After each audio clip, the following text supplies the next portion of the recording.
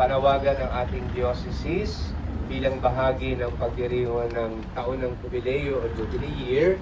Ngayon ay gaganapin natin ang pagtatanim ng Tipolo tree na hinagkaloob sa bawat parokya na magsisilbing tanda ng ginanap na Jubilee Year pagdating ng panahon. Siyempre, magandang loob ng Diyos para sa mga kaloob niya sa atin, katulad ng mga bunga ng ating pagpapagaan. Tayo sa Panginoon na nagbibigay sa atin mga biyayang tumutubos sa lupa, katulad ng ginawang paghahain ni Abel sa Diyos ng mga unang ani.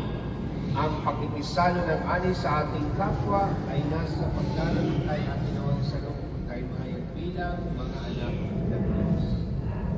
Manalangin tayo. Ama naming lumikha sa patak ng ulan at sikat ng araw, sumisibol ang tanim sa lupang ibabaw.